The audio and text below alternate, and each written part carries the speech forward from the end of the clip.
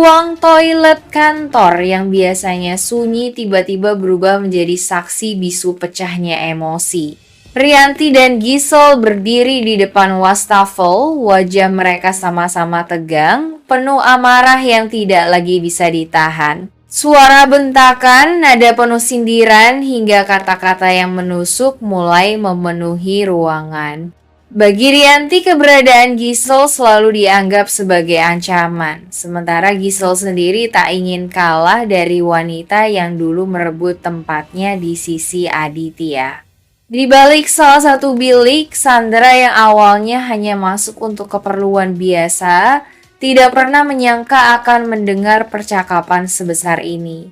Pada mulanya ia berusaha menahan diri, tidak ingin terjebak dalam urusan pribadi orang lain. Namun, setiap kalimat yang terlontar dari mulut Rianti makin lama makin sulit diabaikan. Ada nama Widuri yang disebut, ada kemarahan yang diarahkan pada Mutiara, dan bahkan ada nada frustasi ketika Rianti menyinggung soal hubungan masa lalu Aditya. Semakin lama ia mendengar, semakin jelas gambaran yang terbentuk di kepala Sandra.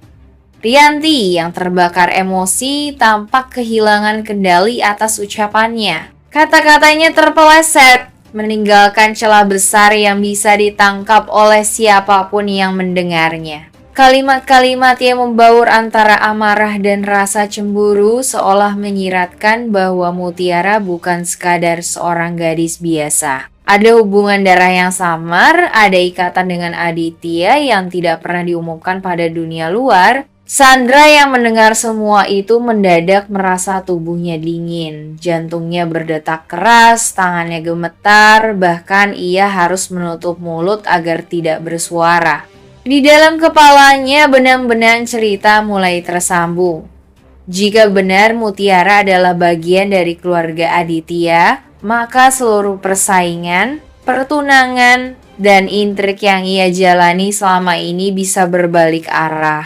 Ketika percakapan di depan wastafel semakin panas, Sandra menunduk dalam diam mencoba mencerna setiap potongan kata.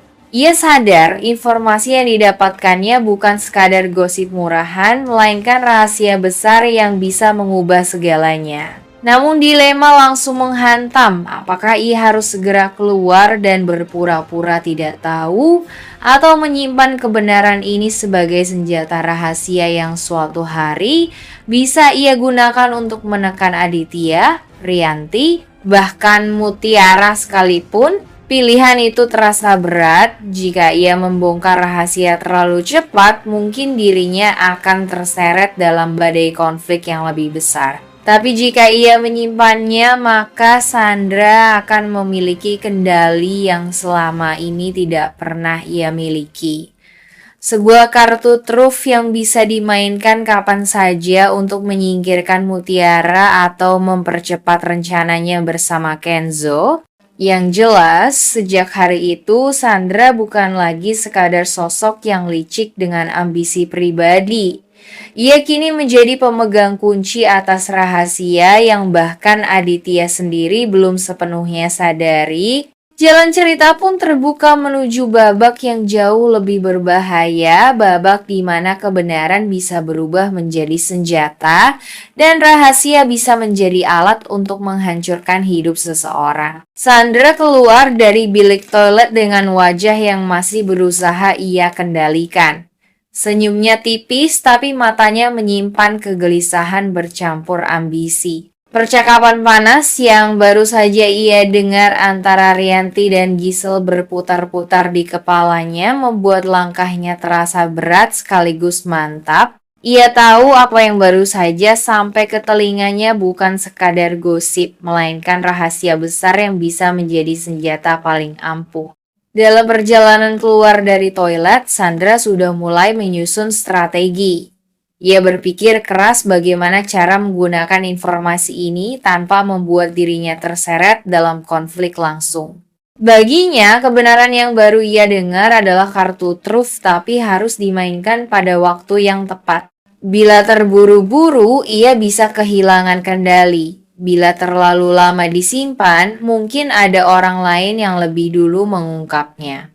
Bayangan tentang Kenzo segera melintas di benaknya. Selama ini Sandra berusaha keras untuk mempertahankan posisinya di sisi Kenzo meski berkali-kali ditolak. Kini ia merasa memiliki celah baru. Bila benar Mutiara memiliki hubungan darah dengan Aditya, maka posisi gadis itu bisa semakin kuat di keluarga tersebut. Itu berarti ancaman besar bagi dirinya. Namun di sisi lain, informasi itu juga bisa ia balikan untuk menjatuhkan Mutiara sekaligus mengguncang keluarga Aditya. Sandra membayangkan dirinya menyodorkan rahasia itu ke hadapan Kenzo, tapi ia tahu Kenzo mungkin justru akan semakin simpati pada Mutiara. Maka, ia harus lebih cerdas, bukan membongkar semuanya sekaligus, melainkan menebar potongan-potongan kebenaran yang bisa membuat situasi semakin panas. Ia bisa memicu kecurigaan, memancing pertengkaran, dan pada akhirnya membuat semua orang saling mencurigai tanpa ia harus turun tangan secara langsung. Sementara itu, dalam diam, Sandra juga merasa haus akan kepastian. Kata-kata Rianti yang ia dengar di toilet memang bernada emosional, tetapi apakah benar-benar sesuai fakta?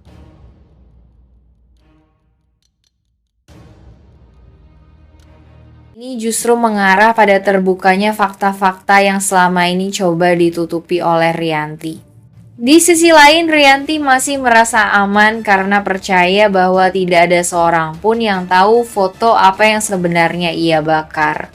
Ia ingin menutup rapat-rapat kaitan Aditya dengan Widuri karena menurutnya itu adalah ancaman terbesar terhadap rumah tangga dan keluarganya. Namun, Rianti tidak menyadari bahwa tindakannya meninggalkan celah. Kenzo yang cerdas dan penuh rasa ingin tahu perlahan mulai menemukan kejanggalan. Foto Giselle yang disebut-sebut belum sepenuhnya hilang, sementara ia melihat tanda-tanda bekas pembakaran yang tidak sesuai dengan penjelasan ibunya. Kecurigaan itu semakin kuat saat tanpa sengaja Kenzo mendengar potongan informasi dari orang sekitar bahwa foto yang pernah terlihat bukanlah Giselle dengan Aditya, melainkan seseorang yang asing baginya.